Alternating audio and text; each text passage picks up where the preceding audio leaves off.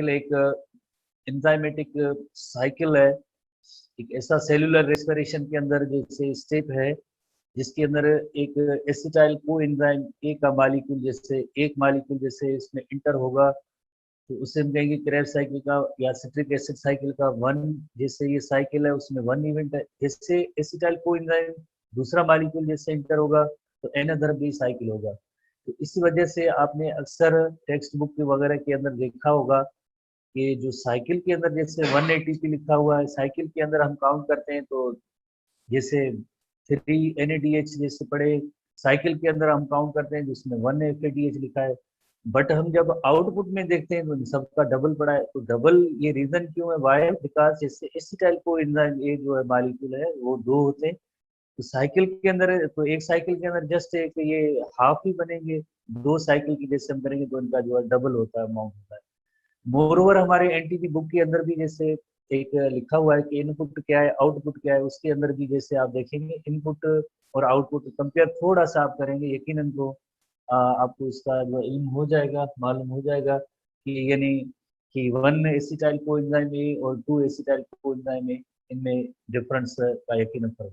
तो बहरहाल हम आते हैं सबसे पहले इवेंट पे, जैसे कल आपने जैसे पढ़ा था एनटीबी के अंदर ही लिखा हुआ है कि पहला इवेंट है जिससे हम कहेंगे सिंथेसिस, कहेंगे एसिटाइल कोएंजाइम ए का जो मॉलिक्यूल आता है जो एक 2 कार्बन कंपाउंड है, तो इसी तरह से जब ऑक्सिलो एसीटेट या उस 4 कार्बन कंपाउंड के साथ मिलता है तो एक 6 कार्बन कंपाउंड बनता है जिससे हम कहते हैं सिट्रिक एसिड। इस वजह से इसे सिट्रिक एसिड साइकिल भी कहते हैं।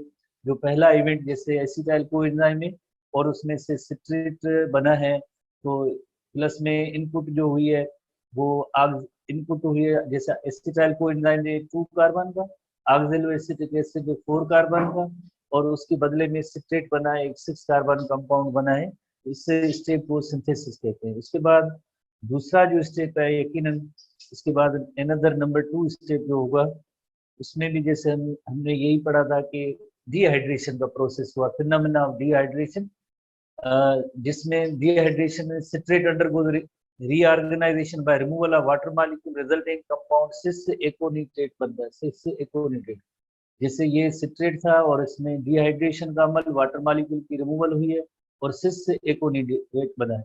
इसी तरह से दोबारा से रीहाइड्रेशन होगी। रीहाइड्रेशन की मीनिंग है ये हाइड्रेशन, यानी उसका मतलब है कि यानी वाटर का जो एडिशन होगी तो एक इसमें आइसोसिट्रेट बन रहा है, और जैसे ये एक दूसरे के जैसे हम कहेंगे आइसोमर भी हैं, जैसे हमारे एनटीबी में भी लिखा हुआ है सिर्फ हाइड्रेशन का अमल हुआ। जैसे ये हाइड्रेशन की मीनिंग है कि यानी इसमें हाइड्रेशन की मीनिंग है कि इसमें जैसे वाटर मॉलिक्यूल जैसे ऐड किया गया है तो उससे ऐड होता है तो हम उसे कहेंगे यकीनन उसे हम कहेंगे हाइड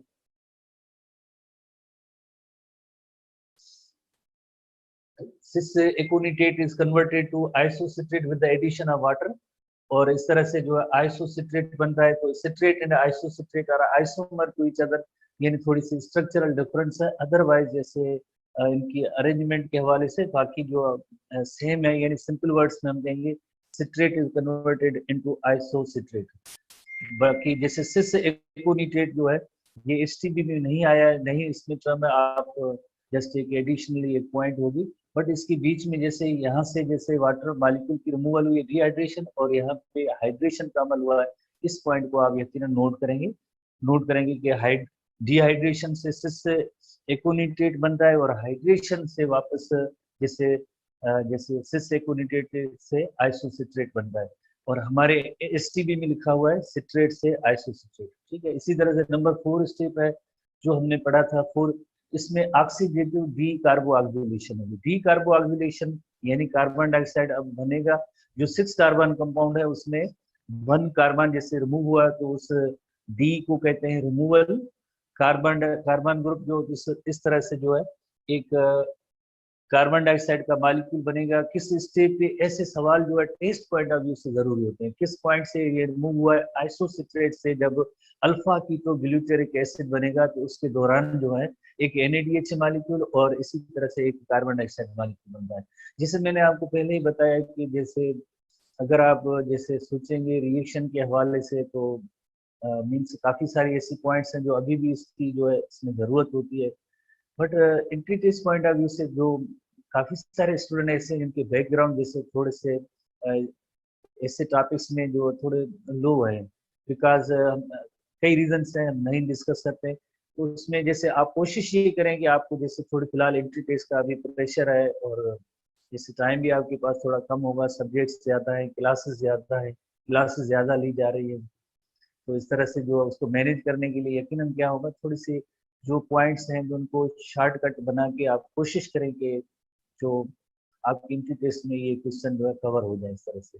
ठीक है, तो इसी तरह से आपको ये याद करना, आइसोसिट्रेट से अल्फा कीटोग्लूटारेट बनेगा, तो उस रिएक्शन के दौरान 1 कार्बन डाइऑक्साइड एंड 1 NaDH बनेगा। उसके बाद नेक्स्ट जो सेम इसी तरह से जो फिनोमेना होगा, वो भी, उसमें भी एक और कार्बन डाइऑक्साइड की रिमूवल है। आइसोसिट्रेट से अल्फा कीटोग्लूटारेट बनेगा, तो उसमें NaDH प्लस में यहाँ पे एक कार्बन डाइऑक्साइड की फॉर्मेशन होगी, तो ये ऑक्सीडेटिव डीकार्बोक्सिलेशन है। उसके बाद जैसे नेक्स्ट स्टेप है जिसमें अगेन जैसे अल्फा कीटोग्लूटारेट है, उसमें सक्सिनिल कोएंजाइम बनेगा। वही अल्फा कीटोग्लूटारेट में से एक NaDH प्लस कार्बन डाइऑक्साइड और एक सक्सिनिल कोएंजाइम, हर स्टेप में जो है एंजाइमेटिक पाथवे होता है। इसी तरह से नेक्स्ट जो होगा पाथवे, उसके अंदर जैसे एक और भी वेरी इंपॉर्टेंट इवेंट, अब जो है अब जो जैसे 2 कार्बन डाइऑक्साइड बन गए, तो अब ये 4 कार्बन कंपाउंड बनेंगे। यकीनन इससे आगे जितने भी ऑक्सिलो एसीटेट तक जो कंपाउंड होंगे वो सारे 4 कार्बन होंगे। अब यहाँ पे कोई भी आगे ऐसा स्टेप नहीं है जिसमें डी कार्बोक्सिलेशन का फिनोमेना हो। ठीक है, जैसे 6 जो oxalo acetate plus acetyl coenzyme से 6 कार्बन कंपाउंड बना था, अब क्योंकि 2 कार्बन डाइऑक्साइड यहाँ से बन चुके हैं, तो कार्बन डाइऑक्साइड की अब तादाद हो गई 4 हो गई, up to the oxaloacetic acid तक हो गए। इसी तरह से सक्सिनिल कोएंजाइम ए से जैसे कौन सी, जैसे आपको पता है साइक्लिक इवेंट है, तो उसमें सक्सिनेट बनेगा, सक्सिनिल कोएंजाइम ए की रिमूवल होगी और एक जीटीपी का मॉलिक्यूल बनेगा। तो फॉर्मेशन ऑफ एटीपी कैसे होता है, जीटीपी प्लस एडीपी, उसके रिजल्ट में एटीपी मॉलिक्यूल बनेगा। देन जो क्या होगा, दोबारा से when GTP is again converted into GTP जैसे है ना यहाँ पे जैसे GDP and phosphate forming GTP, उन्होंने जीटीपी बनाया, GTP reacts with ADP to form ATP, while GTP is again converted into GDP. यानी ये जो जीटीपी है it is converted into GDP, और फिर अगेन जैसे यहाँ पे जो फास्फेट ग्रुप इसके साथ ऐड होगा तो ये जीटीपी बन जाएगा। तो इस तरह से 1 मॉलिक्यूल ऑफ एटीपी बनता है, सबस्ट्रेट लेवल फास्फोरिलेशन का अमल होगा, सबस्ट्रेट। ये हमारे एनटीपी के अंदर ऐसे सिंपल पॉइंट्स जैसे लिखी हुई है, वेरी सिंपल है, अगर आप इनको देखेंगे तो आप आसानी से याद कर सकते हैं। इसी तरह से नेक्स्ट जो है डिहाइड्रोजनेशन एंड ऑक्सीडेशन का प्रोसेस है। सक्सिनेट जैसे आपको पता है बन चुका था, एसिटाइल कोएंजाइम से सक्सिनेट बना था, सक्सिनेट से अब फ्यूमेरेट बनेगा, FADH मॉलिक्यूल भी यहाँ पे इसकी फॉर्मेशन होगी, बिकॉज कि जैसे succinate undergoes dehydrogenation and oxidation to form fumarate, hydrogen and electron which are released from the succinate are taken by FAD, तो इस तरह से FADH बनता है, तो 1 मॉलिक्यूल ऑफ FADH जो हम कहते हैं ना एक जैसे साइकिल के अंदर बनता है, वो स्क्वाड में बनता है। तो ऐसी चीजें, ये हाई एनर्जाइज इलेक्ट्रॉन है जो आगे जाके इलेक्ट्रॉन ट्रांसपोर्ट चेन में ATP मॉलिक्यूल बनने का सबब बनेंगे, ATP मॉलिक्यूल बनेंगे। तो इस तरह से अब नेक्स्ट स्टेप है, बहुत ही आसान से स्टेप है, हाइड्रेशन का फिनोमेना होगा। हाइड्रेशन यानी एडिशन ऑफ वाटर जो होती है ना, उसे हम कहते हैं केमिकल रिएक्शन के अंदर, उसे हम कहेंगे हाइड्रेशन कहेंगे। Molecule of water gets added to fumarate, जैसे नेक्स्ट स्टेप है फ्यूमेरेट में वाटर मॉलिक्यूल की एडिशन हुई तो मैलेट बनता है। यही सेम एनटीबी के अंदर स्टेप के अंदर यही पॉइंट्स है। नंबर 8 हाइड्रेशन है, ठीक है, हाइड्रेशन का पॉइंट है। उसके बाद नंबर नेक्स्ट जो केमिकल रिएक्शन है डीहाइड्रोजनेशन ऑक्सीडेशन का अमल हुआ है। तो अगेन इसमें मैलेट से जो ऑक्सिलो एसीटेट यानी वही सेम इनिशियल 4 कार्बन मॉलिक्यूल बनेगा। यही जो है जैसे एसिटाइल कोएंजाइम ए का एक्सेप्टर था, इसी ने एसिटाइल कोएंजाइम का एक्सेप्टर था ऑक्सिलो एसिटिक एसिड, वही सेम बन गया, साइकिल कंप्लीट हुआ। मैलेट से जो ऑक्सिलो एसीटेट और NaDH और यहाँ पे हाइड्रेशन का भी अमल हुआ था। तो malate undergoes dehydrogenation oxidation to produce oxalo acid. Hydrogen and electron which are released from malate are taken by NAD. So NADH oxaloacetate picks up another molecule of acetyl coenzyme to repeat the cycle. यानी दोबारा से जब ये cycle start होगा तो इस तरह से ऑक्सियल एसीटेट जो होगा उसके साथ जैसे ये वापस एक और एसिटाइल को एंजाइम जो आके दाखिल होगा, और ये साइकिल दोबारा से रिपीट होता रहेगा, ये साइकिल इस तरह से चलते रहेंगे। तो आखिर में जैसे आपको पता है कि कोई भी केमिकल ऐसा रिएक्शन होता है तो उसमें हम जैसे काउंट बनाते हैं, इनपुट क्या है और आउटपुट क्या है। हमारे एनटीबी टेक्स्ट बुक के अंदर भी, एसटीबी के अंदर भी जैसे इनपुट क्या है और आउटपुट क्या है, ऐसे सवाल बहुत इंपॉर्टेंट होते हैं। जैसे products of citric acid cycle में each acetyl coenzyme that is combined with oxyl acetate, जो 4 कार्बन था, एसिटाइल कोएंजाइम 2 कार्बन कंपाउंड था, to form citric acid 6 carbon हुआ। तो इस तरह से इसमें क्या, एक साइकिल की एक मॉलिक्यूल में अगर हम कहेंगे 1 जीटीपी मॉलिक्यूल बनेगा, 3 मॉलिक्यूल्स ऑफ NADH, इसी तरह से 1 molecule of FADH and 2 molecules of carbon dioxide. क्योंकि जैसे आपको पता है कि एसिटाइल कोएंजाइम के 2 मॉलिक्यूल जैसे 2 मॉलिक्यूल्स जैसे इंटर होते हैं इस सिट्रिक साइकिल में, तो ये एक साइकिल की जो है, ये एक साइकिल की जैसे कंपोनेंट्स है, प्रोडक्ट्स है, ये बने। अगर हम जैसे कहेंगे ऐसे 2 मॉलिक्यूल है, दूसरा साइकिल होगा, तो यकीनन जैसे 2 एसिटाइल को एंजाइम में जैसे यहाँ पे 2 साइकिल्स होंगे तो इनकी प्रोडक्ट डबल है। जैसे 1 ATP है तो 2 ATP हो गए, ये 3 मॉलिक्यूल्स ऑफ NADH 6 हो गए, 1 FADH 2 मॉलिक्यूल और 4 कार्बन डाइऑक्साइड, तो इस तरह से 4 कार्बन डाइऑक्साइड। और सेलुलर रेस्पिरेशन में हमने पढ़ा था इक्वेशन में कि जैसे 6 कार्बन डाइऑक्साइड प्रोड्यूस होते हैं सेलुलर रेस्पिरेशन में, तो यहाँ पे 4 कार्बन डाइऑक्साइड के मॉलिक्यूल और रिमेनिंग जैसे 2 मॉलिक्यूल्स ऑफ कार्बन डाइऑक्साइड वो कहाँ पे, लिंक रिएक्शन या ट्रांजिशन रिएक्शन जिसे कहते हैं, लिंक रिएक्शन या ट्रांजिशन रिएक्शन, लिंक रिएक्शन या ट्रांजिशन रिएक्शन के अंदर ये 2 molecules of carbon dioxide produce होते हैं। तो इस तरह से ये आउटपुट हो गई। ये हमारे एनटीबी के अंदर भी जैसे पॉइंट्स मौजूद हैं, एनटीबी के अंदर भी पॉइंट्स मौजूद है। पेज नंबर 92 पे जैसे क्रेब्स साइकिल जो मौजूद है उसमें एक आउटपुट्स ऑफ क्रेब्स साइकिल लिखा हुआ है और इनपुट्स ऑफ क्रेब्स साइकिल है, ये मौजूद है। ठीक है, उसके बाद हम आएंगे नेक्स्ट एक हेडिंग में आएंगे electron transport chain. Electron transport chain, जैसे इलेक्ट्रॉन ट्रांसपोर्ट चेन से जाने से पहले अगर आप माइटोकॉन्ड्रिया की अगर आप स्ट्रक्चर देखें तो माइटोकॉन्ड्रिया की स्ट्रक्चर यकीनन आपने फर्स्ट ईयर में चैप्टर 4 वगैरह में बनाई होगी, तो उसमें आपने देखा होगा ये जो सेल्यूलर रेस्पिरेशन का जो प्रोसेस है उसमें एक होती है आउटर मेम्ब्रेन होती है। माइटोकॉन्ड्रिया डबल मेम्ब्रेन स्ट्रक्चर है, एक होती है आउटर मेम्ब्रेन, दूसरी मेम्ब्रेन जो होती है उससे हम कहेंगे इनर मेम्ब्रेन। एक आउटर मेम्ब्रेन और दूसरी होती है inner membrane. Outer membrane smooth है बट इनर मेम्ब्रेन आप देख रहे हैं फोल्डेड है, उसमें इनकम्प्लीट पार्टीशन जैसे फोल्ड्स बने हुए हैं। तो ऐसे इनकम्प्लीट पार्टीशन होते हैं उससे हम कहेंगे क्रिस्टा कहेंगे। ये फिंगर लाइक जो प्रोजेक्शन से अंदर जो है मुकम्मल तौर पे ये डिवाइड नहीं कर रहे हैं चेम्बर को, बट आधे हैं, इनकम्प्लीट है। क्रिस्टा सिंगुलर है, क्रिस्टी प्लूरल होगा, और बाकी ये रिमेनिंग जो पार्ट होता है इसे हम कहेंगे मैट्रिक्स कहते हैं। इसी तरह से एक और भी हेडिंग आप नोट करेंगे, इंटर मेम्ब्रेन स्पेस। इस स्पेस का नेम होता है inter membrane space, inter membrane space. इस तरह से माइटोकॉन्ड्रिया के जैसे इंटर मेम्ब्रेन स्पेस, माइटोकॉन्ड्रिया की ये स्ट्रक्चर होती है। एक आउटर मेम्ब्रेन है, दूसरी इनर मेम्ब्रेन। इनर मेम्ब्रेन के अंदर जो है इनकम्प्लीट जैसे पार्टीशंस बने हुए फिंगर लाइक जैसे स्ट्रक्चर बनती है मेम्ब्रेन, इनर मेम्ब्रेन उसका फोल्ड है, उस फोल्ड को हम कहेंगे क्रिस्टा कहेंगे। और दो आउटर और इनर मेम्ब्रेन के दरमियान एक स्पेस है उससे हम कहते हैं इंटर मेम्ब्रेन स्पेस कहते हैं। बाकी जैसे अंदर ये माइटोकॉन्ड्रिया को जो स्पेस है इसे हम कहते हैं मैट्रिक्स ऑफ द माइटोकॉन्ड्रिया, जिसे कहते हैं matrix. Citric acid cycle matrix of mitochondria में हुआ है, और जो इलेक्ट्रॉन ट्रांसपोर्ट चेन का अमल होगा वो क्रिस्टी, इलेक्ट्रॉन ट्रांसपोर्ट चेन का जो अमल होगा क्रिस्टी के अंदर होगा। और इस क्रिस्टी के अंदर काफी सारे इंजाइम्स एंड को एंजाइम्स मौजूद है। Enzymes and coenzymes are located on the cristae, enzymes and coenzymes are located on the cristae. यहाँ पे इलेक्ट्रॉन ट्रांसपोर्ट चेन का अमल होगा।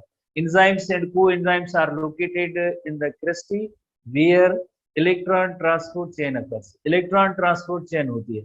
इलेक्ट्रॉन ट्रांसपोर्ट चेन का मकसद यही होता है कि जैसे एक तो जैसे इलेक्ट्रॉन होंगे, जैसे आपको पता है कि NADH और FADH हाई एनर्जाइज्ड इलेक्ट्रॉन है, तो ये इलेक्ट्रॉन क्या करेंगे, जैसे जैसे प्रोटॉन्स को जो है इंटर मेम्ब्रेन स्पेस में आप इसका जो थीम है या पर्पस है मैं आपको बताऊं क्या होता है।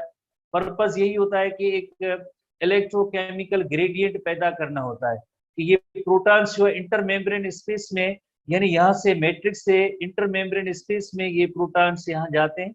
जैसे इलेक्ट्रॉन ट्रांसपोर्ट चेन होगी, एक तो अमल ये होगा इलेक्ट्रॉन ट्रांसपोर्ट चेन होगी, इलेक्ट्रॉन जिससे ट्रांसपोर्ट चेन वर्ड से जाहिर है, यहाँ पे जैसे enzymes and coenzyme electron transport करेंगे, प्लस प्रोटॉन जो होंगे वो यहाँ पे इंटरमेम्ब्रेन स्पेस में ज्यादा जाएंगे। इंटरमेम्ब्रेन स्पेस में यहाँ पे इनका ग्रेडियंट ज्यादा होगा। जब इनका ग्रेडियंट ज्यादा होगा तो यहाँ पे एक और जैसे कॉम्प्लेक्स होता है जिससे कहेंगे F0F1 कॉम्प्लेक्स, जिससे एटीपी सिंथेज कॉम्प्लेक्स कहेंगे। वो एटीपी सिंथेज कॉम्प्लेक्स के जरिए ये प्रोटॉन जो आएंगे मैट्रिक्स की तरफ आएंगे दोबारा से। जैसे यहाँ पे जब हायर कंसंट्रेशन हो जाएगी और उसके बाद मैट्रिक्स के अंदर लोअर कंसंट्रेशन हो जाएगी तो यही प्रोटॉन जो है इसमें पास होंगे। प्रोटॉन तकरीबन जैसे इसमें 4 प्रोटॉन की जरूरत होती है कि एक एटीपी मॉलिक्यूल, इसमें इतनी एनर्जी होगी कि एक 1 एटीपी मॉलिक्यूल बनाने के, एटीपी प्लस पी, उसके रिजल्ट में एटीपी मॉलिक्यूल बनेगा इस मैट्रिक्स के अंदर। तो ये एनर्जी कहाँ से आएगी इनके लिए, जो यहाँ पे जैसे प्रोटॉन जब एटीपी सिंथेज कॉम्प्लेक्स से पास होंगे, ATP synthase complex, ATP synthase complex के जरिए जब ये पास होंगे तो उनमें इतनी एनर्जी होगी, उस एनर्जी की वजह से एडीपी प्लस पी जो एटीपी मॉलिक्यूल बनेंगे। 4 यानी प्रोटॉन की यहाँ जब ये पास होंगे उसकी एनर्जी में से 1 एटीपी मॉलिक्यूल बनेगा। इस तरह से इस अमल को हम कहेंगे ऑक्सीडेटिव फास्फोरिलेशन।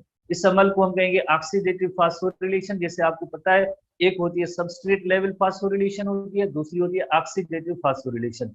तो इस ऑक्सीडेटिव यानी जो प्रोटॉन से पास होंगे इस एटीपी सिंथेज कॉम्प्लेक्स के जरिए, उसमें उसकी एनर्जी की वजह से एडीपी प्लस पी और एटीपी मॉलिक्यूल बनता जाएगा। सबसे ज्यादा जो लाइक एटीपी मॉलिक्यूल बनते हैं सेल्यूलर रेस्पिरेशन में, जैसे 36 molecules of ATP are produce from 1 glucose molecule. एक ग्लूकोज मॉलिक्यूल में से 36 एटीपी मॉलिक्यूल बनते हैं, जिसमें अगर आप काउंट करेंगे तो ग्लाइकोलिसिस के अंदर 2 जैसे नेट एटीपी बनते हैं, सबस्ट्रेट लेवल फास्फोरिलेशन। इसी तरह से सिट्रिक एसिड साइकिल में 2 एटीपी बनते हैं, सबस्ट्रेट लेवल फास्फोरिलेशन, यानी टोटल हो गए 4 जो सेल्यूलर रेस्पिरेशन में सबस्ट्रेट लेवल फास्फोरिलेशन के जरिए बनते। रिमेनिंग जैसे 32 एटीपी होंगे, वो कहां से बनेंगे? 32 एटीपी जो बनेंगे वो इस जैसे ऑक्सीडेटिव फास्फोरिलेशन अमल के जरिए बनेंगे, ऑक्सीडेटिव फास्फोरिलेशन अमल के जरिए बनेंगे। तो यानी इसमें जो आज का जैसे अभी टॉपिक है आपके लिए बिल्कुल नया है, जैसे क्रेब्स साइकिल के बाद जो एक इलेक्ट्रॉन ट्रांसपोर्ट चेन आएगा, इलेक्ट्रॉन ट्रांसपोर्ट चेन आएगा तो उसके अंदर हम यही चीज नोट करेंगे कि जो हाई एनर्जाइज इलेक्ट्रॉन थे NADH एंड FADH, ये जो है प्रोटॉन जो है डोनेट करते हैं, वो जो प्रोटॉन जो पास होंगे इन्हीं इलेक्ट्रॉन ट्रांसपोर्ट चेन के जरिए इंटरमेम्ब्रेन स्पेस में। इंटरमेम्ब्रेन स्पेस में जब इनका ग्रेडियंट ज्यादा होगा तो ये एटीपी सिंथेज कॉम्प्लेक्स के जरिए पास होंगे, किसमें आएंगे? मैट्रिक्स ऑफ माइटोकॉन्ड्रिया में। जब 4 प्रोटॉन आएंगे तो उसकी एनर्जी से ADP plus P ATP molecule बनते जाएंगे। तो इसी तरह से जो है 32 एटीपी मॉलिक्यूल्स जो है 36 में से 32 एटीपी मॉलिक्यूल इस ऑक्सीडेटिव फास्फोरिलेशन प्रोसेस के जरिए बनेंगे। तो सबसे पहले हम इलेक्ट्रॉन ट्रांसपोर्ट चेन में देखेंगे कौन से कंपोनेंट है, और उसके बाद देखेंगे इलेक्ट्रॉन ट्रांसपोर्ट चेन की सीरीजदार सीक्वेंस क्या है, नंबर 2 और नंबर 3 जैसे हम देखेंगे, नंबर ये 3 देखेंगे हाउ मेनी एटीपीज जो है इसमें ये बनेंगे। तो उस हवाले से अब हम नेक्स्ट हेडिंग में आते हैं। बिल्कुल नया टॉपिक है, काफी सारे स्टूडेंट्स जिन्होंने जैसे पढ़ा होगा एसटीबी, तो उसमें एसटीबी से टोटली थोड़ी से डिफरेंट पॉइंट्स हैं इसमें। तो एसटीबी से डिफरेंट पॉइंट्स हैं कि after Krebs cycle of energy of the glucose in the form of NADH and FADH। आपको पता है कि NADH और FADH ये कहाँ बने? NADH जैसे ग्लाइकोलिसिस के दौरान भी बने थे, स्टूडेंट्स को याद होगा ग्लाइकोलिसिस के दौरान जो 2 NADH बने थे, और इसी तरह से 2 NADH जो है लिंक रिएक्शन या ट्रांजिशन रिएक्शन के दौरान भी बने थे, लिंक रिएक्शन के दौरान भी NADH बने थे, और इसी तरह से NADH क्रेब्स साइकिल के दौरान भी बने थे, क्रेब्स साइकिल के दौरान भी बने थे। बट ये जो FADH है ओनली एंड ओनली जो है क्रेब्स साइकिल के दौरान बने थे। आपको पता हो क्रेब्स साइकिल के दौरान बने थे, और टोटल इनका तादाद जो FADH का था 2 था।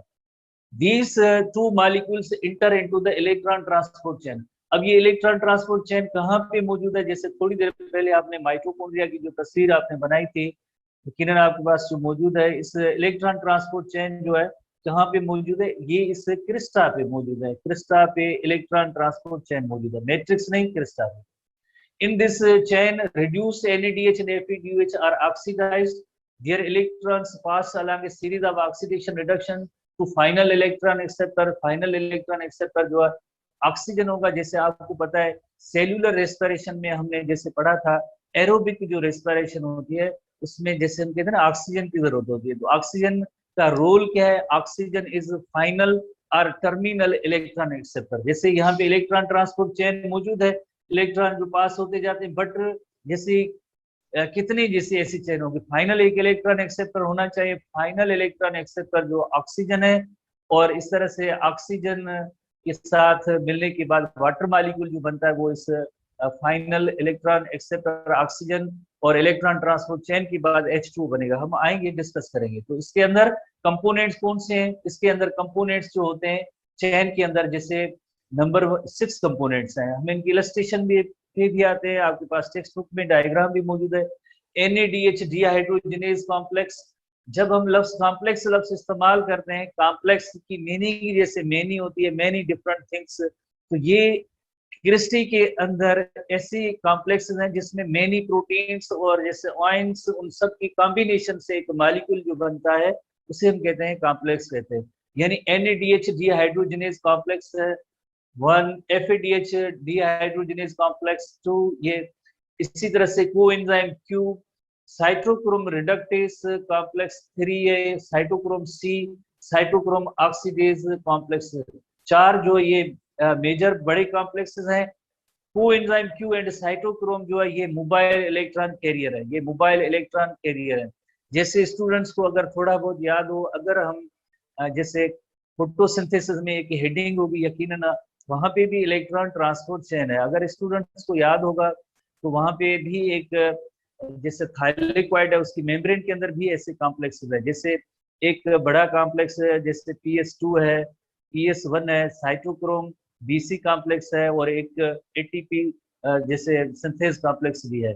इसी तरह से ये कॉम्प्लेक्स, और उसमें आपने ये भी पढ़ा होगा कि मोबाइल इलेक्ट्रॉन कैरियर है। जैसे PS2 से जो इलेक्ट्रॉन इजेक्ट होता है, प्राइमरी इलेक्ट्रॉन एक्सेप्टर जो है प्लास्टो, जैसे primary electron plastocyanin, then plastocyanin के बाद जैसे sorry plastocyanin primary electron acceptor pheophytin PS2 से, फियोफाइटिन से देन जैसे आपको पता है PQ होता है, PQ के बाद cytochrome BF complex, cytochrome BF complex के बाद PC के बाद PS1 and then FD NADP is reduced to NADPH। तो ये पूरी एक chain of electron transport chain है। तो इस इलेक्ट्रॉन ट्रांसपोर्ट चेन के अंदर जैसे आपको पता है, एक तो कॉम्प्लेक्सेस हैं, नंबर 2 मोबाइल इलेक्ट्रॉन कैरियर है। तो ये इसमें coenzyme Q and cytochrome C जो है ये मोबाइल इलेक्ट्रॉन कैरियर है, और 4 जो बड़े प्रोटीन कॉम्प्लेक्सेस है। हमारे NTB के अंदर ऐसी डायग्राम भी मौजूद है, और बट मोर ओवर हम यहाँ पे भी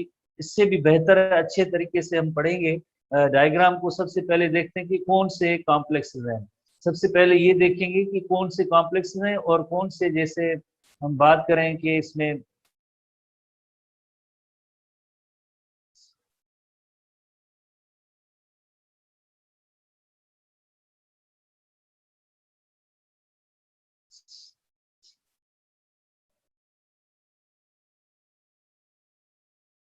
कॉम्प्लेक्सेस की तरफ आते हैं।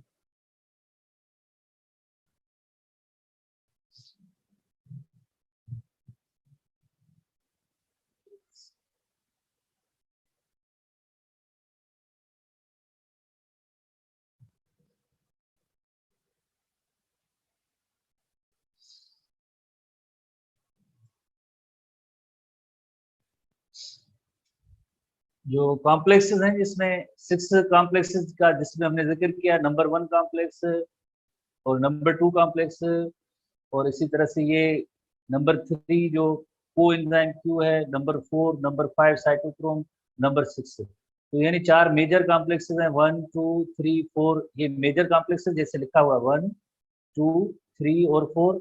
और ये जो coenzyme Q and cytochrome C जो होते हैं ये इलेक्ट्रॉन कैरियर होते हैं, इन्हें कहते हैं इलेक्ट्रॉन कैरियर होते हैं। जैसे ये जो 1 2 3 4 ये जो मेजर कॉम्प्लेक्सेस हैं, जैसे NADH dehydrogenase, NADH dehydrogenase complex. इसी तरह से FADH dehydrogenase complex, FADH dehydrogenase complex. उसके बाद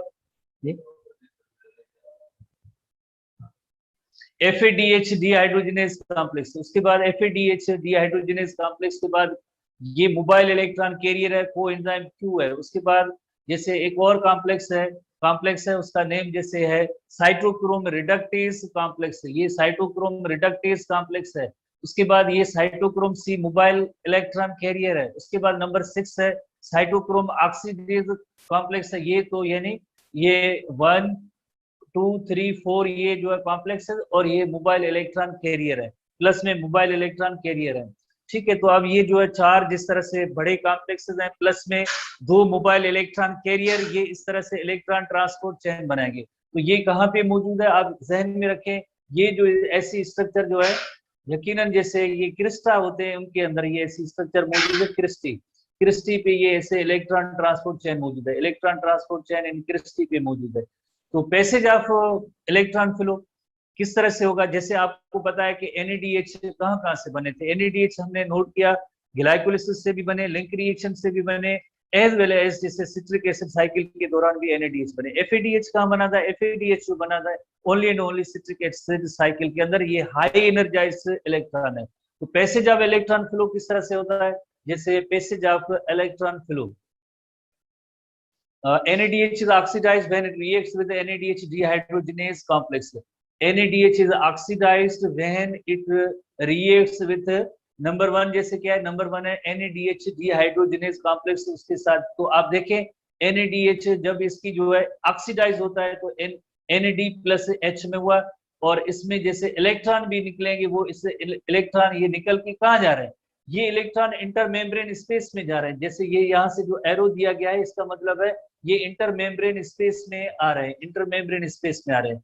इसी तरह से FADH इज ऑक्सीडाइज, ये जैसे हाई एनर्जाइज इलेक्ट्रॉन है FADH। अब ये इसकी जब ऑक्सीडेशन होगी तो रिजल्ट में क्या होगा, रिजल्ट में इसमें भी ये होगा कि through ETC it hands over its electron to cytochrome C, ये अपने इलेक्ट्रॉन साइटोक्रोम C को हैंड ओवर करता है वाया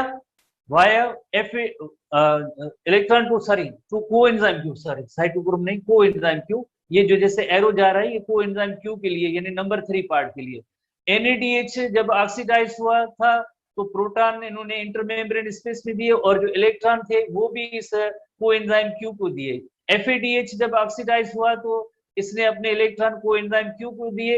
अब ये कोएंजाइम Q जो है कहाँ जाएगा, अब कोएंजाइम इलेक्ट्रॉन ट्रांसपोर्ट चेन के जरिए आगे इसकी फ्लो होगी।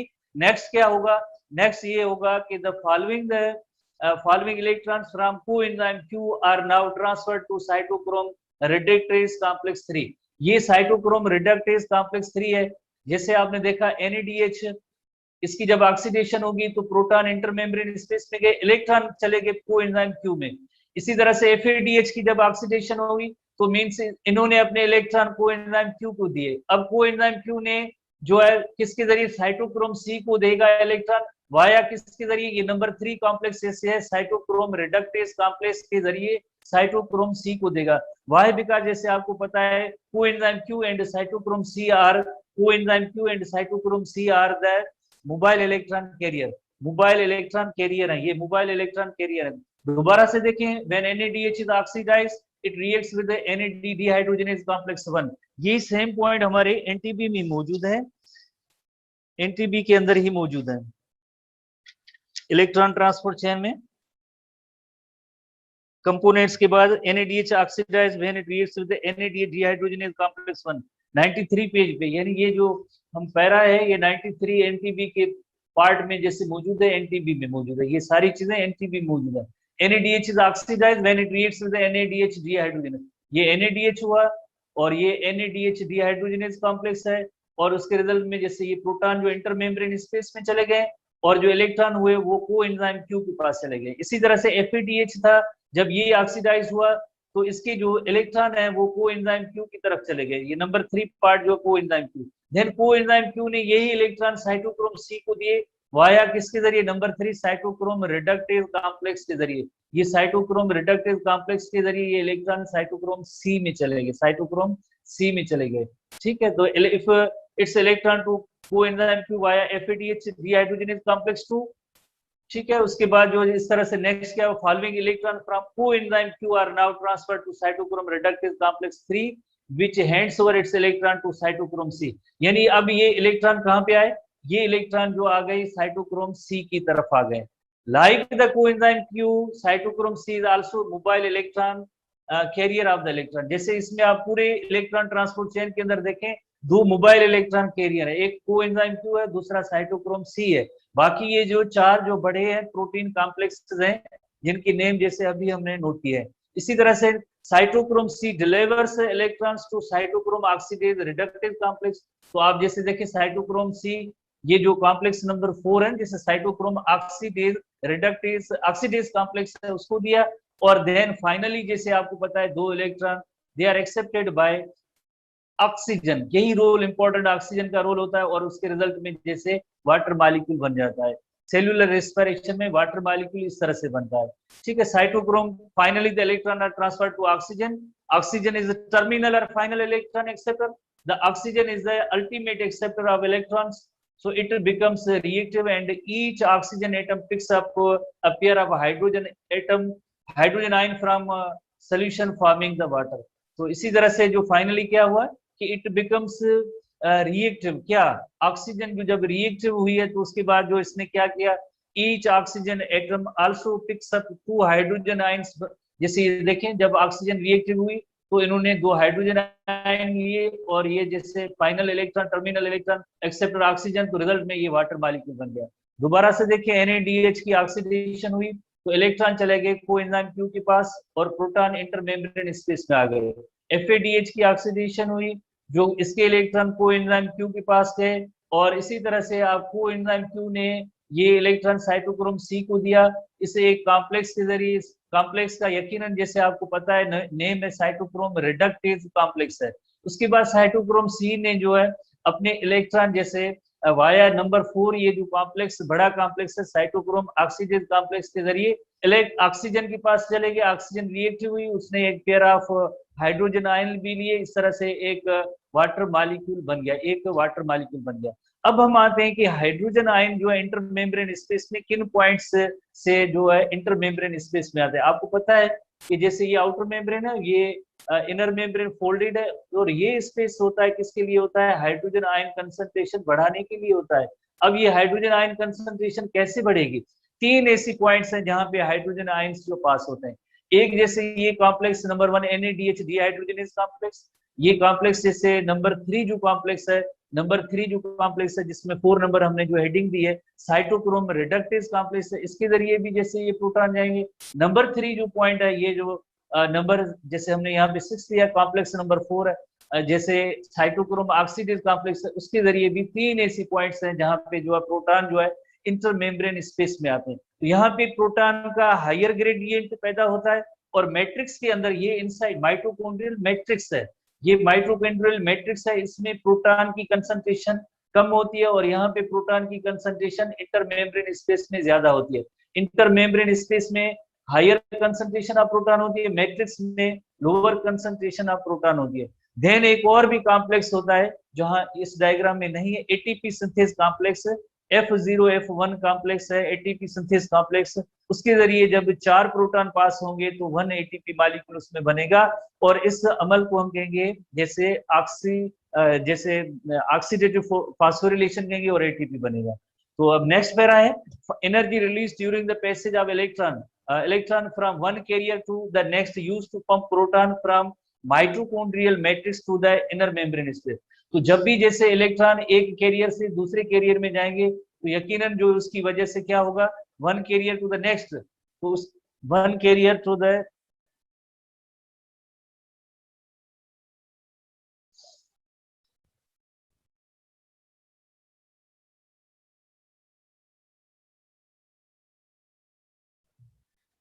एक कैरियर से जब दूसरी कैरियर में जाएंगे यकीनन तो उसकी में क्या होगा, उसमें यही होगा, one carrier energy release during the passage of electron from one carrier to the next, जब उसमें तो is use to pump proton, यही एनर्जी is use to pump proton.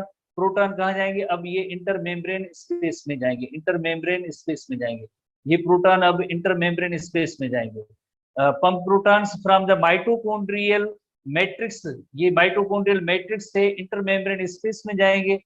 There are 3 such sites corresponding to 3 enzymes present in the electron transport chain. वो 3 sites या जगह कौन सी है? जैसे ये नंबर 1 और ये नंबर 2 पॉइंट और ये नंबर 3 पॉइंट है। जैसे NADH डिहाइड्रोजनेस ये पॉइंट है, और इसी तरह से साइटोक्रोम नंबर 2 जो है साइटोक्रोम रिडक्टेस जो है, और नंबर 3 जो है जैसे आपको पता है साइटोक्रोम ऑक्सीडेज जो कॉम्प्लेक्स है। ये इन 3 पॉइंट्स के जरिए प्रोटॉन जो है ये मैट्रिक्स से माइटोकॉन्ड्रिया में आएंगे। और अब क्या होगा? अब यकीनन जैसे आपको पता है कि एक हायर ग्रेडियंट ऑफ प्रोटॉन पैदा हो गया है, किसमें पैदा हुआ? यहाँ पे प्रोटॉन की हायर कंसंट्रेशन है इंटर मेम्ब्रेन स्पेस में। तो देन एक और जैसे प्रोटीन होता है जिसका नेम, एक और जैसे एंजाइम प्रोटीन इस मेम्ब्रेन के अंदर है जिसे हम कहते हैं ATP synthase complex, F0 F1 complex है। उसके जरिए ये जो प्रोटॉन 4 प्रोटॉन जब पास होंगे मैट्रिक्स में, तो उसके रिजल्ट में क्या होगा? उससे एनर्जी की वजह से ADP plus P ATP molecule बनेगा। इस तरह से ATP मॉलिक्यूल बनने के अमल को हम कहेंगे ऑक्सीडेटिव फास्फोरिलेशन। ये सारी टेक्स्ट बुक की पॉइंट्स हैं जो जैसे अभी हमने देखा है 93 पेज पे मौजूद है, 93 पेज से ये चलती हैं और अप टू द 94 तक जो है ये जैसे सिंपल पॉइंट है। आप इनको थोड़ी डायग्राम को देखेंगे तो यकीनन ये आसानी से आपको समझ भी आ जाएंगी और याद भी हो जाएंगी। जैसे एक और इलस्ट्रेशन है, जैसे इसमें आप और भी देख सकते हैं, जैसे NADH रिडक्टिव कॉम्प्लेक्स है, प्रोटॉन इंटर मेम्ब्रेन स्पेस में आए और इलेक्ट्रॉन जो है मोबाइल इलेक्ट्रॉन कैरियर में चले गए।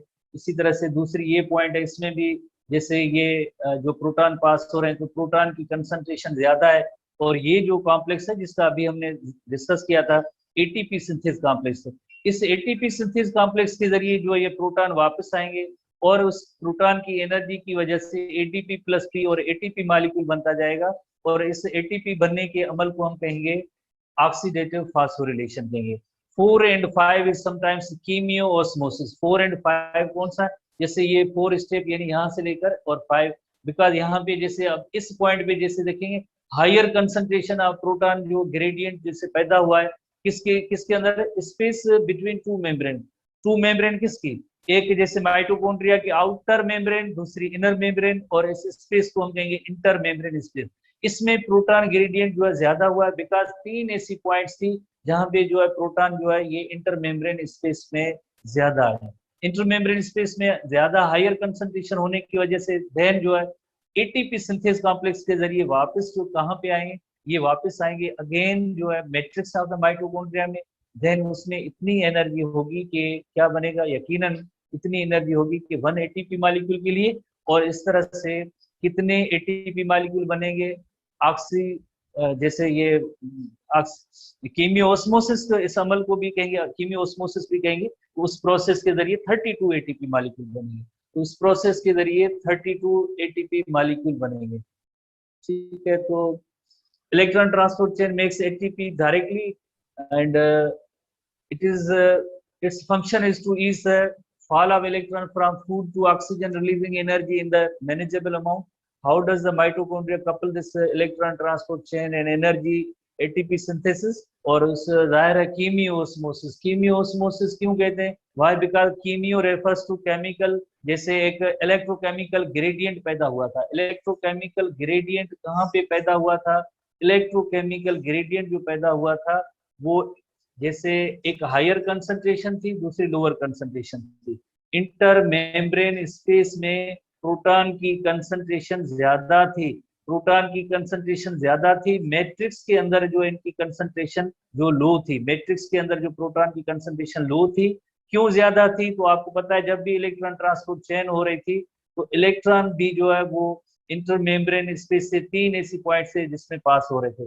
देन एक ATP सिंथेस कॉम्प्लेक्स के जरिए जब ये 4 प्रोटॉन जब वापस आएंगे तो उसके रिजल्ट में एनर्जी आएगी, इतनी एनर्जी होगी कि 1 ATP मॉलिक्यूल बनता है। तो इस तरह से फाइनल जैसे एक काउंट होता है कि हाउ मेनी एटीपी, कितने एटीपी बने हैं। तो उस काउंट का जैसे हमारे पास टेक्स्ट बुक में भी ऐसी डायग्राम मौजूद है कि how many ATP molecules are produced during cellular respiration. Cellular respiration में कितने एटीपी मॉलिक्यूल बने हैं उसका एक काउंट है। जैसे काउंट पे हम आते हैं कि how many ATP molecules are produced during cellular respiration. ठीक है, पेज नंबर 95 पे जैसे सबस्ट्रेट लेवल फास्फोरिलेशन वगैरह लिखा हुआ है, उसी में जैसे डायग्राम मौजूद है 4.19 डायग्राम एनटीपी में उसी पे आएंगे। तो जैसे आपको पता है कि जैसे पहला पहला स्टेप होता है, जैसे ग्लूकोज जो 6 कार्बन कंपाउंड था, जो 3 कार्बन कंपाउंड पायरुविक एसिड में बना, देन लिंक रिएक्शन या ट्रांजिशन रिएक्शन में एसिटाइल कोएंजाइम ये बना। एसिटाइल कोएंजाइम जो है क्रेब्स साइकिल और सिट्रिक एसिड साइकिल में दाखिल हुआ। तो आपने देखा कि ग्लूकोज में से पायरुविक एसिड बना, नेट 2 एटीपी बने थे सबस्ट्रेट लेवल फास्फोरिलेशन के जरिए, 2 नेट एटीपी। इसी तरह से इस रिएक्शन के दौरान जैसे 2 एटीपी बने थे, तो वो जैसे 2 खर्च हुए थे, 2 नेट बने थे और 2 NADH बने थे। इसी तरह से पायरुवेट से एसिटाइल कोएंजाइम बनने के दौरान जैसे 2 NADH भी बने थे। यहाँ पे हम और भी चीज नोट करेंगे, इस रिएक्शन के दौरान 2 कार्बन डाइऑक्साइड मॉलिक्यूल भी बने थे, 2 कार्बन डाइऑक्साइड मॉलिक्यूल भी बने थे किस, पायरुवेट और एसिटाइल कोएंजाइम ए के दौरान, लिंक रिएक्शन के दौरान। इसी तरह से आप देखेंगे कि Krebs cycle citric acid cycle के अंदर 2 एटीपी जैसे बनते हैं, हर एक साइकिल के अंदर 1 एटीपी, ये जो एटीपी बनते हैं सबस्ट्रेट लेवल फास्फोरिलेशन के जरिए। बाकी जैसे आपने देखा कि एक साइकिल में 3 NADH, 2 साइकिल में 6 NADH, और एक साइकिल में जैसे NADH बना था, 2 साइकिल में जैसे 2 NADH बनेंगे। तो जैसे आपको पता है कि अभी ये इलेक्ट्रॉन ट्रांसपोर्ट चेन, यानी ये सारे जो इवेंट्स है ना, जैसे आप इनको भले ये जो फॉर एग्जाम्पल 2 एटीपी है, अगर ये तो सबस्ट्रेट लेवल फास्फोरिलेशन के, इनको अगर यहाँ पे हम लिखें 2 एटीपी सबस्ट्रेट लेवल फास्फोरिलेशन की, 2 ATP substrate level, 2 ATP substrate level phosphorylation के है, 2 एटीपी सबस्ट्रेट लेवल फास्फोरिलेशन के है। बाकी जैसे हम देखें बाकी रिमेनिंग क्या है, बाकी रिमेनिंग ये होता है, जैसे आपको पता है कि glucose is converted into pyruvic acid, दो उसमें 2 NADH बनते हैं। हर एक NADH के अंदर इतनी एनर्जी है, जैसे अब इलेक्ट्रॉन ट्रांसपोर्ट चेन में आए तो यानी उसमें 2 मॉलिक्यूल्स बनाने, 2 मॉलिक्यूल्स ऑफ ATP बनाने की एनर्जी है, तो यानी इसमें 4 ATP बनेंगे। इसी तरह से जो पायरुविक एसिड और एसिटाइल कोएंजाइम ये है, इसमें इस रिएक्शन के दौरान भी जैसे 2 NADH बनेंगे, तो हर एक NADH के अंदर जो है 3 मॉलिक्यूल्स ऑफ ATP बनाने की एनर्जी अवेलेबल होती है, तो 2 NADH, 3 मॉलिक्यूल्स ऑफ ATP, तो 6 ATP। इसी तरह से इसका रीजन क्या है, जैसे आप सोचेंगे NADH जैसे एक ग्लाइकोलिसिस वाले NADH उसमें हम कह रहे हैं 2 है, और जैसे पायरुविक एसिड जो एसिटाइल कोएंजाइम ए बना है उसमें भी NADH बने, सिट्रिक एसिड साइकिल में भी NADH बने, इनमें 3 ATP बनाने की एनर्जी मौजूद है, उसमें 2 क्यों है। हमारे इसी एनटीपी में साइड में आप डायग्राम के साथ देखेंगे, उसकी एक डिटेल भी मौजूद है, डिस्कस भी करेंगे। बिकॉज सिंपल वर्ड्स में ये है कि जैसे आपको पता है ग्लाइकोलिसिस कहाँ होती है, ग्लाइकोलिसिस का अमल जो है साइटोसोल के अंदर होता है, तो ये NADH कहाँ बनेंगे, ये NADH साइटोसोल में पड़े होते हैं। और जो इलेक्ट्रॉन ट्रांसपोर्ट चेन कहाँ होती है, इलेक्ट्रॉन ट्रांसपोर्ट चेन तो माइटोकॉन्ड्रिया के अंदर है, वहां पे जैसे ये इलेक्ट्रॉन्स जो है, जब इलेक्ट्रॉन ट्रांसफर होगी उसमें एनर्जी होगी, उससे जो है ये प्रोटॉन पैदा होंगे और उसकी प्रोटॉन ग्रेडियंट की वजह से ATP मॉलिक्यूल बनते हैं। तो यानी साइटोसोल वाले NADH कहाँ पे आने चाहिए, इनको जो है मैट्रिक्स ऑफ माइटोकॉन्ड्रिया में आने चाहिए, तो वहां पे 1 ATP मॉलिक्यूल जो है उसकी जो एनर्जी पॉइंट ऑफ व्यू से जो इसका कंज्यूम होता है, तो इस वजह से ये जो है इनकी एनर्जी इसमें जैसे हम कहेंगे 2 ATP के बराबर है, रिमेनिंग जैसे NADH है ये जो इनमें 3 ATP के बराबर है। ये डायग्राम के अंदर साइड में जैसे लिखा हुआ है, ये सारी डिटेल भी मौजूद है, तो आप इसको थोड़ा देख लेंगे डायग्राम के साथ है। 6 NADH जैसे बनते हैं, आपको पता है 3 एक साइकिल में, 3 दूसरे साइकिल में, तो 6 NADH बनते हैं, हर एक के अंदर 3 ATP मॉलिक्यूल, तो ये 18 ATP बनाने की इनमें सलाहियत है। FADH अगेन इसमें जो है 2 ATP बनाने की, 2 FADH है तो 4 ATP। तो अब हम इनको काउंट करेंगे, अगर सिर्फ हम ये जैसे कहें ये जो ऑक्सीडेटिव फास्फोरिलेशन का अमल है, ये अमल जो है ऑक्सीडेटिव फास्फोरिलेशन का अमल है, ऑक्सीडेटिव फास्फोरिलेशन है, ये जो प्रोसेस है जिसमें ATP बनेगी, ऑक्सीडेटिव फास्फोरिलेशन। कितने ATP, 4 ATP ये, 6 ATP, 10, और प्लस में जैसे आप देखें, और ये हो गए 18, 28 और 4, 32 एटीपी जो है सबस्ट्रेट लेवल नहीं बट ऑक्सीडेटिव फास्फोरिलेशन है। और बाकी जैसे आप देखें, ये सबस्ट्रेट लेवल फास्फोरिलेशन के जरिए कितने बने, 2 एटीपी इस ग्लाइकोलिसिस में बने थे, 2 एटीपी सिट्रिक एसिड साइकिल में, यानी 4 एटीपी जो बने सबस्ट्रेट लेवल फास्फोरिलेशन में बने। और 32 एटीपी, 32 एटीपी आपको पता है ऑक्सीडेटिव फास्फोरिलेशन के जरिए बने। 32 plus 4 is 36 ATP. 36 total ATP बनते हैं किसमें, 1 मॉलिक्यूल ऑफ ग्लूकोज, एक ग्लूकोज मॉलिक्यूल में से जो है 36 मॉलिक्यूल ऑफ एटीपी बनते हैं ड्यूरिंग सेल्यूलर रेस्पिरेशन। और प्रोकैरियोट या बैक्टीरिया के अंदर 38 मॉलिक्यूल ऑफ एटीपी पर ग्लूकोज मॉलिक्यूल बनते हैं, जो हमने पढ़ा था 38 मॉलिक्यूल। तो ये 36 एटीपी का काउंट है कि किस तरह से ये 36 एटीपी बनेंगे। हमारे जैसे एनटीबी बुक के अंदर भी ऐसा चार्ट मौजूद है, उसमें ये आप काउंट करेंगे तो उसमें आप जैसे देखेंगे कि ऑक्सीडेटिव फास्फोरिलेशन के जरिए 32 एटीपी बने और सबस्ट्रेट लेवल फास्फोरिलेशन के जरिए 4 एटीपी बने। कहाँ कहाँ पे, 2 एटीपी ग्लाइकोलिसिस प्रोसेस के दौरान, 2 एटीपी सिट्रिक एसिड साइकिल के दौरान, 4 एटीपी सबस्ट्रेट लेवल फास्फोरिलेशन, और जो 32 एटीपी है ऑक्सीडेटिव फास्फोरिलेशन के जरिए। कार्बन डाइऑक्साइड के 6 मॉलिक्यूल बनते हैं, वो कहाँ बनेंगे, 2 कार्बन डाइऑक्साइड के मॉलिक्यूल जो बनेंगे लिंक रिएक्शन या ट्रांजिशन रिएक्शन के दौरान, और जो है 4 कार्बन डाइऑक्साइड के मॉलिक्यूल बनेंगे क्रेब्स साइकिल और सिट्रिक एसिड साइकिल के दौरान। तो इस तरह से 6 कार्बन डाइऑक्साइड मॉलिक्यूल बनते हैं। ठीक है, तो ये हुआ काउंट हुआ। अब हम इसकी जो फर्दर जैसे स्ट्रक्चर है उस पर हम आते हैं कि एटीपी सिंथेस कॉम्प्लेक्स की स्ट्रक्चर के बारे में भी हमारे टेक्स्ट बुक में मौजूद है, पॉइंट्स मौजूद है कि एटीपी सिंथेस कॉम्प्लेक्स क्या होता है।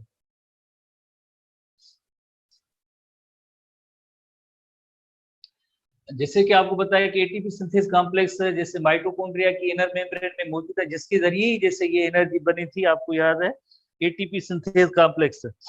ATP synthase complex page number जैसे 94 की ये जो हेडिंग्स है, कीमियोस्मोसिस एंड ऑक्सीडेटिव फास्फोरिलेशन, तो उसमें काफी सारी डिटेल जो है इस किसकी है, यकीनन जैसे हम कहेंगे एटीपी सिंथेस कॉम्प्लेक्स, ये एटीपी सिंथेस कॉम्प्लेक्स है जिसमें 4 प्रोटॉन पास होंगे, उसमें इतनी एनर्जी होगी कि ADP plus P is ATP, तो ये एटीपी बनता है। इस कॉम्प्लेक्स का नेम है एटीपी सिंथेस कॉम्प्लेक्स। ये जो कॉम्प्लेक्स है एटीपी सिंथेस कॉम्प्लेक्स, जैसे इन कॉम्प्लेक्सेस के भी नेम आपने जैसे नोट किए, ये कोएंजाइम क्यू है, ये साइटोक्रोम सी है, ये मोबाइल इलेक्ट्रॉन कैरियर है, और बाकी जैसे 4 बड़े कॉम्प्लेक्सेस है।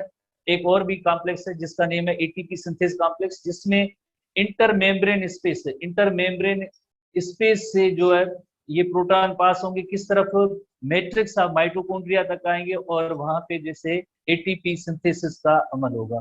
तो एनटीबी में 94 पेज पे ये हेडिंग है इसके बारे में, कीमियोस्मोसिस एंड ऑक्सीडेटिव फास्फोरिलेशन। कीमियोस्मोसिस यानी oxidative phosphorylation is the synthesis of ATP molecule with the help of energy liberated during the oxidation of the reduced coenzyme। reduced coenzyme यानी एनर्जी एक्चुअली किस में थी, NADH एंड FADH में थी। Reduce produce in respiration, कौन किन किन जगहों पे NADH और FADH प्रोड्यूस हुए वो आपको पता है, NADH और FADH only citric acid cycle में, और NADH आपको पता है कि जैसे लिंक रिएक्शन में भी है, ग्लाइकोलिसिस में और सिट्रिक एसिड साइकिल में।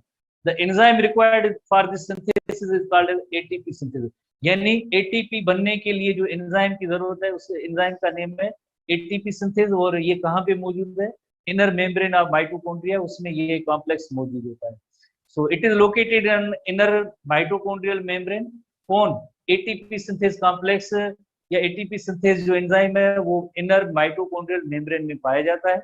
It consist of 2 parts, that is F0 and F1, F0 and F1, F0 and F1 parts हैं इसमें, and is embedded in the membrane, involved in the movement of proton from intermembrane space to mitochondrial matrix। जैसे आपको पता है कि ये protons हैं, इनकी मूवमेंट जो कहाँ से intermembrane space to matrix of mitochondria में आएगी, तो इस कॉम्प्लेक्स के जरिए या इस एंजाइम के जरिए जिसका नेम है एटीपी सिंथेस कॉम्प्लेक्स, इसके जरिए होगा।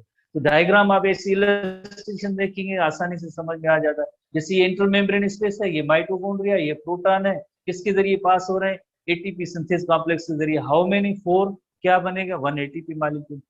तो इस तरह से नेक्स्ट है, अब इसकी स्ट्रक्चर के बारे में हमारे एनटीबी के अंदर पॉइंट्स हैं। F0 is embedded in the membrane and involved in the movement of proton from the intermembrane space to the mitochondrial matrix।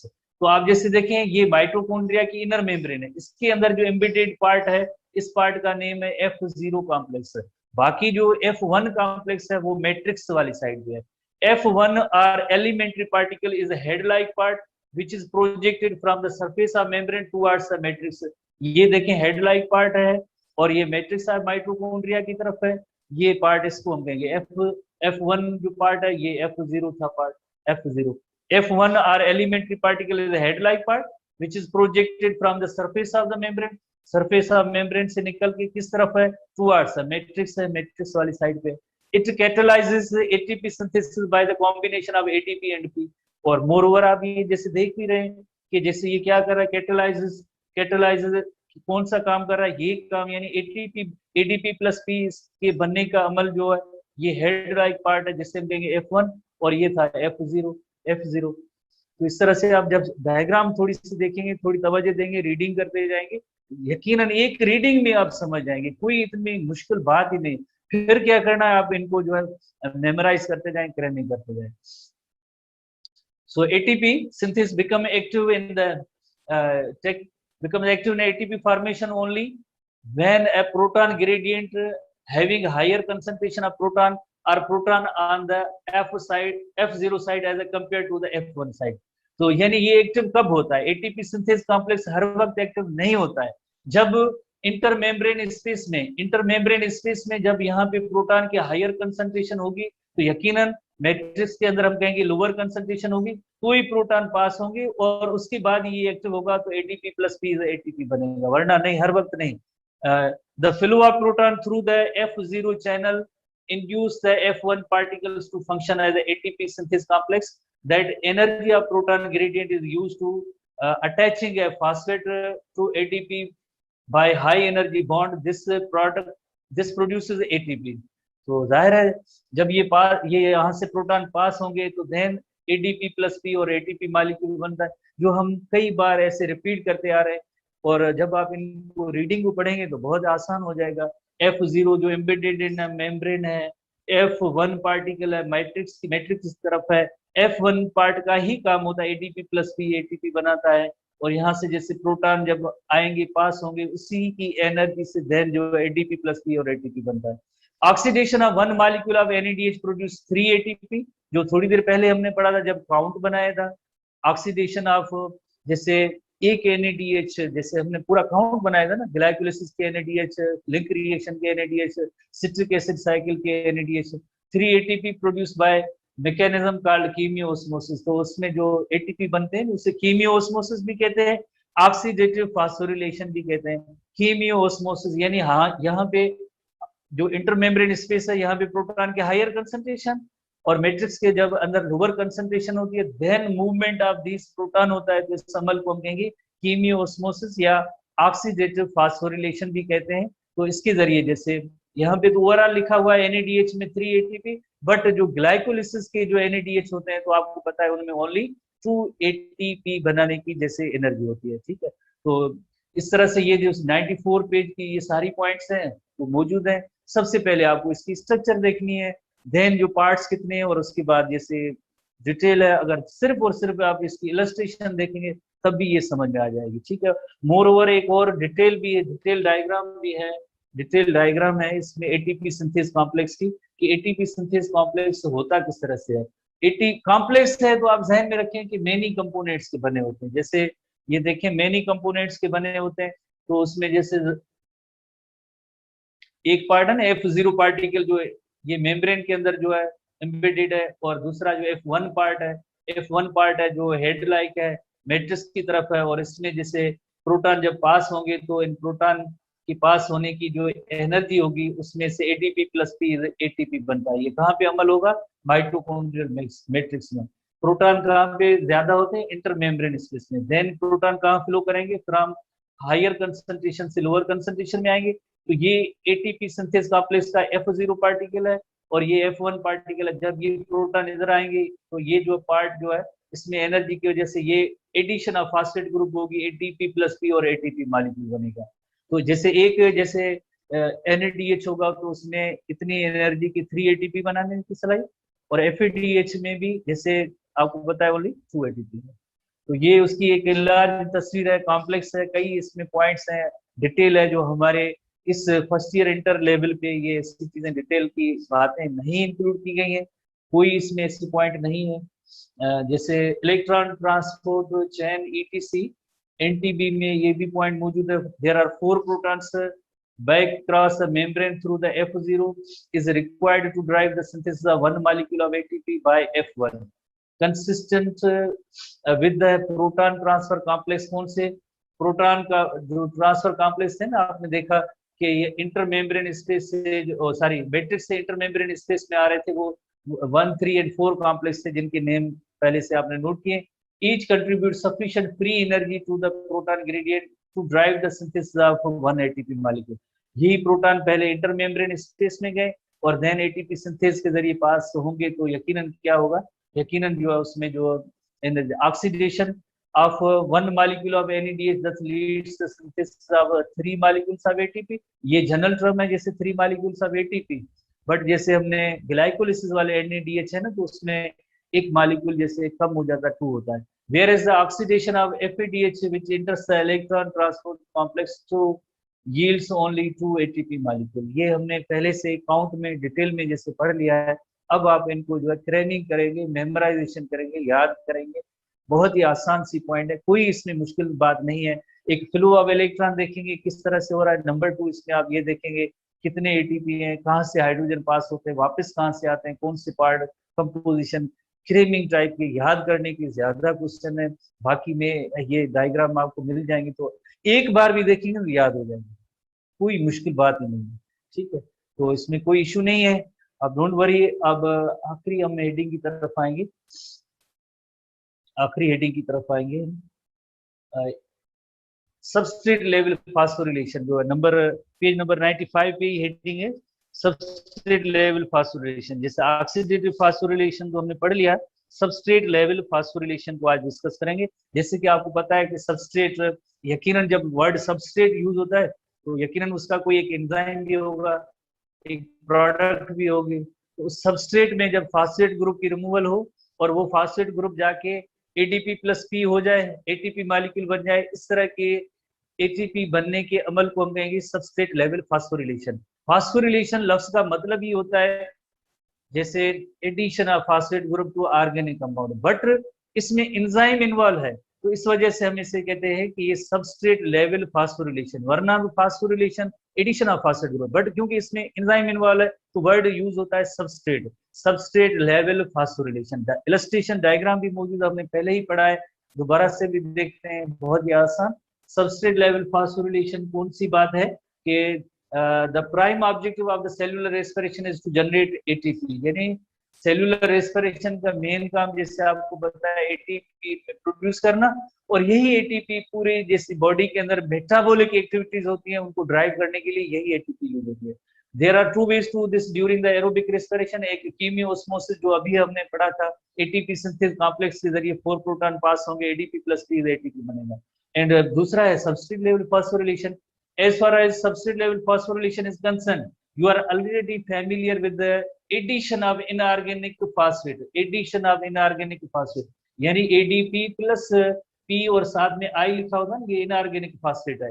Addition of inorganic phosphate to any organic molecule is called as phosphorylation। जैसे ADP adenosine diphosphate है ना, diphosphate है, nucleotide है, dinucleotide. और nucleotide क्या होता है आपको पता है, न्यूक्लियोटाइड ऑर्गेनिक है ना, ऑर्गेनिक है। तो इस तरह से उसके साथ इनऑर्गेनिक फास्फेट अटैच हुआ तो यकीनन क्या बना, ATP मॉलिक्यूल बना। इस अमल को हम कहते हैं सबस्ट्रेट लेवल फास्फोरिलेशन, क्योंकि ये ऐसे जो फास्फेट ग्रुप की रिमूवल थ्रू एंजाइम होता है। But when phosphate is enzymatically transferred from an organic substrate molecule, it is called substrate level phosphorylation। However, it accounts for only a small percentage of ATP that cell generates। It occurs 3 occasion during aerobic respiration। कहाँ पे होगा 3 occasion? अब हम इनकी detail पढ़ेंगे कि substrate level phosphorylation तीन जगहों पे होती है, तीन जगहों पे होती है, नहीं होती? तो सबस्ट्रेट लेवल फास्फोरिलेशन की पहले इलस्ट्रेशन देखें कि है क्या। सबस्ट्रेट लेवल फास्फोरिलेशन, जैसे आपने ग्लाइकोलिसिस के अंदर नंबर 10 रिएक्शन देखा होगा यकीनन, PEP is converted into pyruvate, ये तो याद होगा ना, PEP. PEP is converted, substrate है जिसका नेम है PEP, it is converted into pyruvate by the enzyme, enzyme का नेम है पायरुवेट काइनेज एंजाइम। जैसे ये हुई सबस्ट्रेट, ये हुई प्रोडक्ट, इस सबस्ट्रेट से ये फास्फेट ग्रुप रिमूव हुआ और जाके एटीपी के साथ ज्वाइन हुआ और इस तरह से एटीपी मॉलिक्यूल बन गया। इस अमल को हम कहेंगे, इस अमल को हम कहेंगे substrate level phosphorylation. Process is called as substrate level phosphorylation. ठीक है, एंजाइम की वजह से ये फास्फेट ग्रुप रिमूव हुआ, एटीपी के साथ ज्वाइन हुआ और ये बन गया एटीपी, और सबस्ट्रेट जो थी पीईपी थी उसमें से पायरुवेट बन गया। इस अमल को हम कहेंगे सबस्ट्रेट लेवल फास्फोरिलेशन कहेंगे। पहले से ही हमने ये इसको डिस्कस किया था। जो अब हम आते हैं कि तीन कौन सी पॉइंट है जहां पे ये जो सबस्ट्रेट लेवल फास्फोरिलेशन होती है। तीन कौन सी पॉइंट है? दो ग्लाइकोलिसिस के अंदर है और एक पॉइंट जो होती है वो होती है सिट्रिक एसिड साइकिल के अंदर, दो ग्लाइकोलिसिस के अंदर है। जैसे एबीसी है, जिसे हमने लिखा है ए बी सी, इसका मतलब है ये पॉइंट नंबर जैसे 1 2 और 3 है, 1 2 और 3।